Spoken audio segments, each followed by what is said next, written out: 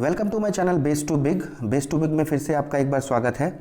हम लोग जो सीरीज़ कर रहे हैं वो है एनसीईआरटी क्लास 6 जो है हिस्ट्री का, ठीक है, उसको कवर अप करने वाले हैं, न्यू एडिशन आवर पास्ट। इससे पहले मैंने पार्ट 1 कवर अप किया था इसी यूनिट 5 का, ठीक है।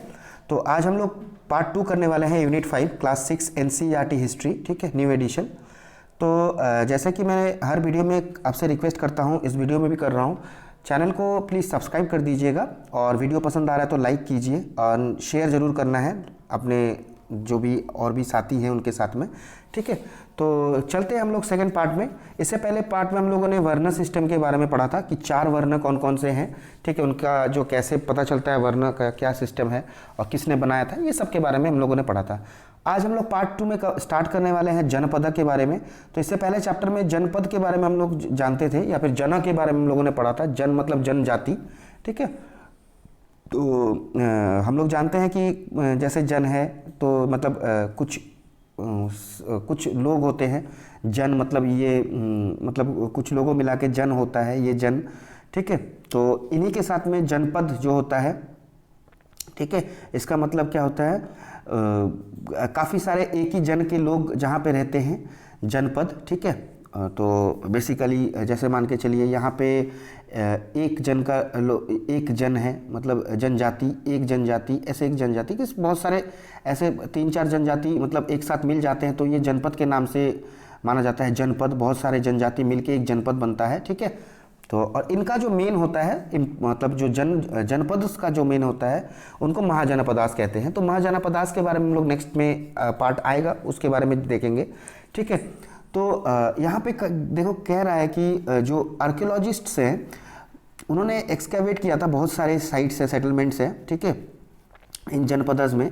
जैसे मतलब मान के चलो एरिया जो हो गया जनपद, जहाँ पे काफ़ी सारे जनजाति के लोग रहते हैं, वो एरिया को जनपद कहा जाता है। जैसे एक पुराना किला है जो दिल्ली में है, हस्तिनापुर में है, जो कि मेरठ में है, अतरंजी खेरा जो जगह है इटाह में है जो कि उत्तर प्रदेश में, ताकि दोनों ही हस्तिनापुर और अतरंजी खेरा दोनों जो है वो यूपी में पाए जाते हैं। यहाँ पे आर्कियोलॉजिस्ट ने ये भी पाया था कि काफ़ी सारे हट्स हैं, क्योंकि वहाँ पे लोग रहते होंगे, इसीलिए कैटल्स हैं, ठीक है, उनकी जो रिमेन्स से पता चलता है, ठीक है, कि और बाकी और भी एनिमल्स है। वहाँ पे ये भी मिला था कि वहाँ के लोग जो हैं काफ़ी सारे क्रॉप को मतलब उन्होंने उगाया था, जैसे कि राइस है, व्हीट है, बार्ली, पल्सेस, शुगर केन, सीसम, मस्टर्ड, ये चीज़ों को उन्होंने उगाया था। तो आर्कियोलॉजिस्ट को वहाँ से एक्सकैवेटेड जब वो चीज़ों को खोद रहे थे, मतलब वहाँ के सेटलमेंट्स को खोद रहे थे, वो जनपदास के बारे में निकाल रहे थे कुछ, तो उनको रिमेन्स मिली, तो उससे उनके बारे में पता लगा, ठीक है। यहाँ पे एक इमेज आपको दिख रहा होगा, ठीक है, ये एक ग्रे वेयर है, पेंटेड ग्रे वेयर है, देखो यहाँ पे पेंटेड है, कलर इसका ग्रे है और इसके वजह से एक पात्र है ये, ठीक है, जो कि नाइस स्मूथ नाइस फिनिशिंग है, इसका सरफेस भी अच्छा खासा है, ठीक है। माना जाता है कि स्पेशल ओकेशंस में इसको यूज़ किया जाता था, जैसे आजकल हमारे घर में देख लो लाओपाला के कप्स प्लेट मिलेंगे, कोई इंपॉर्टेंट ओकेशंस या फिर इंपॉर्टेंट लोग आते हैं तो स्पेशल फूड सर्व करने के काम में आता है। तो उस समय पे यही चीज़ों को वो इस्तेमाल करते थे इंपॉर्टेंट चीज़, मतलब इंपॉर्टेंट ओकेशंस के लिए, स्पेशल फूड सर्व करने के लिए, ठीक है। चलिए अब आगे चलते हैं। ये कुछ वहाँ पे अर्दन पॉट्स भी मिले थे, मिट्टी के घड़े, ठीक है, कुछ उसमें ग्रे कलर के थे, कुछ रेड कलर के थे, ठीक है, और कुछ स्पेशल थे पॉटरी, स्पेशल पॉटरी का भी हमको वहाँ पे मिलता है। जैसे साइट्स मिली हैं जहाँ पे पेंटेड ग्रे वेयर, ठीक है, वो जो मैंने पहले दिखाया आपको इमेज, उससे वो सब मिलते थे, ठीक है। उसमें काफ़ी डिज़ाइंस थे, जैसे सिंपल लाइंस था या फिर कुछ ज्योमेट्रिक पैटर्न्स से, ज्योमेट्रिक पैटर्न्स में मान के चलिए सर्कल से कुछ अच्छा इंपॉर्टेंट डिज़ाइंस बना दिए, अच्छे खासे डिज़ाइंस बनाए, ट्रायंगल से डिज़ाइन बनाए, तो ज्योमेट्रिक शेप से जो डिज़ाइन बनाए थे वहाँ पे, ठीक है। तो ये है, ठीक है। अब देखिए महाजनपदास। अब जनपदा के जो मेन मतलब जनपद जो होते हैं, ठीक है, जनपद के जो इम्पोर्टेंट है, काफ़ी जनपद मिलके उसमें से एक इम्पॉर्टेंट, ठीक है, इम्पॉर्टेंट जो था मेन, वो महाजनपदास के नाम से जाना जाता था। तो काफ़ी सारे जनपदास मिलके एक महाजनपद बनता था, ठीक है, कि उसको जो कुछ ज़्यादातर जो महाजनपद थे वो कैपिटल सिटी माना जाता था, जनपदास के कैपिटल सिटी, ठीक है। जैसे काफ़ी सारे महाजनपद के बारे में हमको जानने को मिलेगा। इसके बाद में हम जब और भी पढ़ेंगे तो थोड़ा हम जानेंगे उसके बारे में। तो कुछ 16 महाजनपदाज हैं, मतलब मान के चलिए जैसे जन को लोग के जनपद बना तो 3-4 जनपदा को लेके एक महाजनपद बनता है। तो महाजनपद मतलब इम्पॉर्टेंट है क्योंकि वो कैपिटल सिटी भी माना जाता है इन जनपदों का, ठीक है। चलिए, तो ये समझ में आ गया होगा आपको, ठीक है। तो 16 टोटल महाजनपदास के बारे में इंपॉर्टेंट महाजनपदास हैं, वो अगले चैप्टर्स या फिर अगले क्लासेस में हमको जानने को मिलेगा। कुछ जैसे नाम है काशी है, कोसला है, अंगा, मगध, भज्जी, मल्ला, चेडी, वत्सा, कुरु, पांचाल, मच्चा, सुरसेना, असक्का, अवंती, गंधारा, कंबोजा, ठीक है। तो ये इन चीज़ों के बारे में हमको बाद में, ये जो महाजनपदास हैं इनके बारे में हम लोग बाद में जानेंगे। कुछ यहाँ पे देख सकते हैं आप मैप में, कुछ महाजनपदास यहाँ पे दिख रहे होंगे आपको, ठीक है। जैसे ये अवंती, ठीक है, ये देखिए अवंती है, गंधारा है, ठीक है, कुरु है, कोसला है, बड़ा बड़ा जो अक्षर में लिखा गया है वो महाजनपदास है। जो ये है ये जनपदास है, ठीक है, ठीक है। जो ये जनपदास है, जैसे छोटे छोटे में जो लिखा हुआ है जनपदास है, ये जनपदास है, ठीक है। और जो बड़े बड़े लेटर्स आपको दिख रहे हैं वो महाजनपदास है, अंगा, मगधा, भज्जी, ठीक है। ये सारे आप देख सकते हैं। मैप थोड़ा सा देख लीजिएगा, बहुत इंपॉर्टेंट साबित हो सकता है। और कौन सी नदी कहाँ से बह रही है, कौन से जनपदा से फिर महाजनपदास से कौन सी नदी बह रही है देख सकते हैं। जैसे ये नर्मदा है, तापी है, ताप्ती है, गोदावरी है, कृष्णा है, तुंगाभद्रा है, ठीक है, ये सब है रिवर्स, ठीक है। चलिए, तो रिवर्स के लिए अलग से मैं मैप सेशंस में रिवर्स आपको मैं दिखा दूंगा, ठीक है। चलिए, तो उसके बाद में देखते हैं यहाँ पे वो जो महाजनपदास थी कैपिटल सिटी है, ठीक है। और इनकी ज़्यादातर है ना ये कैपिटल सिटीज़ फोर्टिफाइड थी। फोर्टिफाइड मीन चारों साइड से वॉल लगा दिए, ठीक है। जैसे समझ लो यहाँ एक महाजनपदास बनी तो ये चारों साइड से फोर्टिफाइड कर दिया गया, मतलब घेर दिया गया, ठीक है। इसका मतलब ह्यूज वॉल से घेर दिया गया, या फिर कहीं वुड्स का इस्तेमाल हुआ हो, कहीं बड़े बड़े स्टोन्स से घेराबंदी लगा दिया गया हो, तो ऐसे घेर दिया जाता था। अब घेरने का कारण क्या था, क्योंकि वहाँ के जो किंग्स थे या फिर वहाँ के जो पीपल थे उनको एक डर रहता था कि बाहर से जो थे ये प्रोटेक्शन के तौर पे वो लगाते थे, क्योंकि उनको डर था कि बाहर से कोई अटैक ना कर दे। एक तो कारण ये था कि अटैक्स, अफ्रेड ऑफ अटैक्स थे, ठीक है, अदर किंग्स या फिर दूसरे कहीं क्लैन से या फिर कोई दूसरा राजा अटैक ना कर दे, ठीक है। और कुछ करने का मतलब ये भी था, कुछ राजा शो करना चाहते थे कि मेरी किंगडम कितनी बड़ी है, देखो मैंने काफ़ी लार्ज बड़े बड़े ये लगाए हैं, बिल्डिंग लगाए हैं, यानी कि मैं बहुत अमीर हूँ, या फिर इम्प्रेसिव करने के लिए, दूसरे राजाओं को डराने के लिए, ठीक है। तो दूसरा राजा को डर के मारे अटैक ना करेगा कि भाई ये राजा ने इतना काफ़ी बड़ा फोर्टिफाइड वॉल्स लगाया है, तो यहाँ मतलब ये राजा काफ़ी अमीर है, काफ़ी ताकतवर है, तो इसके अंदर हम लोग अटैक नहीं करेंगे, ठीक है। चलिए, और कुछ राजा इसको ऐसे भी फोर्टिफाइड करते थे ताकि वो कंट्रोल कर सके इजीली उनके एरिया में जितने लोग थे, ठीक है। पता चले कि हाँ भाई ये जो फोर्टिफाइड एरिया है इसके अंदर में जो लोग रहते हैं वो मेरे ही लोग हैं, ये लोग इनको राजा को ही टैक्स देंगे, दूसरे किसी को टैक्स देंगे नहीं, ये मेन किंग को टैक्स देंगे, ठीक है। तो वो फोर्टिफाइड करते थे ताकि वो अच्छे से ईजिली किंग जो है ये सारे लोगों को कंट्रोल कर सके, ओके।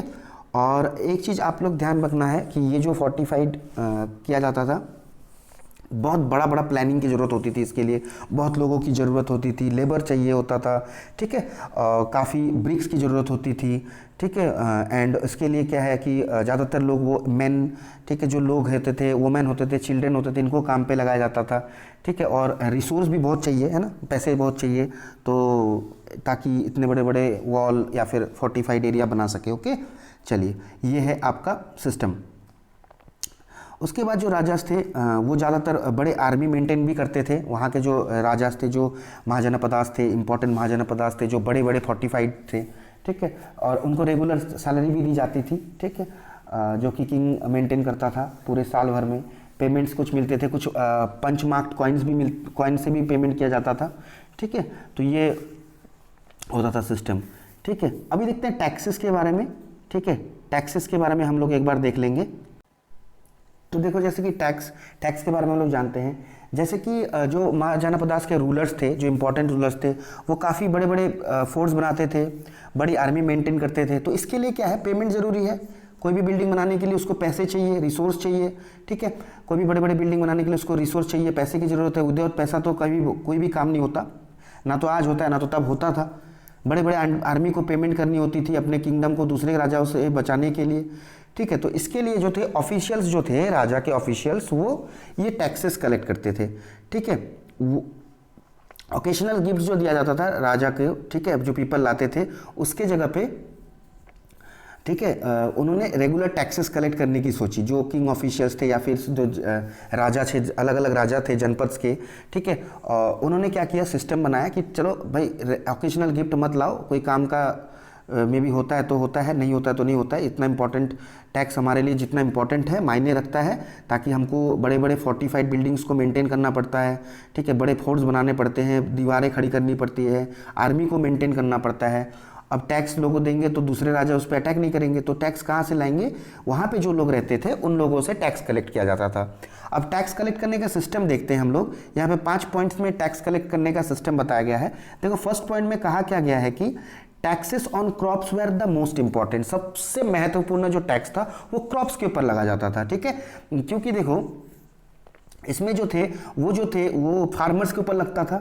जो टैक्स जो था फिक्स था 1/6, एक छियाई जो भी आप प्रोड्यूस करोगे, हाँ ठीक है, उसका 1/6 आपको देना पड़ेगा। मतलब 6, अब अगर आप प्रोड्यूस कर रहे हो, यहाँ पे आपके पास प्लॉट ऑफ लैंड है, ठीक है, यहाँ पे 6 प्लॉट ऑफ लैंड है, तो जो भी आप प्रोड्यूस करोगे उसमें से एक भाग, ठीक है, एक भाग किंग को जाएगा, एक भाग किंग को जाएगा, बाकी आप 5 भाग आप रखो, ये किंग को आपको टैक्स के तौर पे देना पड़ेगा। इसको हम भाग कहते हैं, भागा, ठीक है, भागा, और फिर शेयर या फिर भाग, या फिर हिंदी में भागा कहा जाता है, इंग्लिश में शेयर कहा जाता है, ठीक है। दूसरा वाला जो थे क्राफ्ट्स पर्सन के ऊपर भी टैक्स लगता था, ठीक है, जैसे कि किंग के दरबार में उनको काम करना पड़ता था, समझ लो, जैसे कि वीवर हो गया, ठीक है, स्मिथ हो गया, ठीक है, लोहार जो भी है, ठीक है, ये इनको कैसे टैक्स देना पड़ता था, एक हर महीने में समझ लो एक दिन करके किंग के लिए आपको काम करना पड़ेगा। अब किंग के लिए काम करना पड़ेगा यानी कि तलवार बनाओ या फिर कुछ चीज़ें बनाओ किंग के लिए, तो एक दिन किंग को डिवोट करना पड़ता था महीने में, ठीक है। हार्डर्स जो थे उसको एनिमल्स या फिर एनिमल प्रोड्यूस में उसको टैक्स पे करना पड़ता था। जैसे किसी के पास समझ लो 4-5 गाय है, ठीक है, 5 गाय है, उसमें से थोड़ी बहुत दूध निकली, जैसे 5 गाय पे 6 लीटर दूध निकला, तो समझ लो किंग ने बोला कि भाई 2 लीटर दूध मेरे घर पे पहुंचाओ, बाकी 4 लीटर आप रखो, ठीक है। तो ऐसे इस हिसाब से हर्डर्स को टैक्स पे करना पड़ता था। और वैसे जो भी टैक्स इंपोर्ट एक्सपोर्ट देते थे, मतलब जो भी गुड्स को, ठीक है, खरीदा जाता था या फिर बेचा जाता था, उसी के ऊपर भी टैक्स लगता था, ठीक है। कहीं पे जैसे हाट लगी हुई है, उस समय पे तो बड़ी बड़ी मार्केट लगती थी, दूसरे जगह के लोग कुछ और लाते थे, बार्टर सिस्टम था, पता ही आपको बार्टर सिस्टम था, मतलब एक चीज़ दो दूसरी चीज़ लो। जैसे 2 आदमी हैं, इसको ये और ये, ठीक है, तो ये समझ लो इसको राइस की ज़रूरत है, इसको व्हीट की ज़रूरत है, तो ये इसको कुछ व्हीट देगा तो ये इसको कुछ राइस देगा, ठीक है, आपस में एक्सचेंज करते थे। तो इसी सिस्टम को बार्टर सिस्टम कहा गया है। बाद में हम लोग जानेंगे बार्टर सिस्टम के बारे में, ठीक है। तो इससे पहले क्या था कि इसी चीज़ पे भी जो भी गुड तुम खरीदो या फिर जो भी गुड तुम बेचो, ठीक है, तो उसमें भी टैक्स लगता था, ठीक है। और जो हंटर्स होते थे या फिर गैदरर्स होते थे, जो जंगलों में हंटिंग करते थे, उनको भी फॉरेस्ट प्रोड्यूस देना होता था राजा को। जैसे कहीं से हनी मिला तो भाई राजा को थोड़ा सा देना पड़ेगा। तो इस हिसाब से टैक्सेशन सिस्टम डिस्ट्रीब्यूटेड था। ओके, चलिए समझ में आ गया होगा ये पार्ट भी आपको। अब देखो एग्रीकल्चर में क्या चेंजेस आए थे वो भी हम लोग देखते हैं।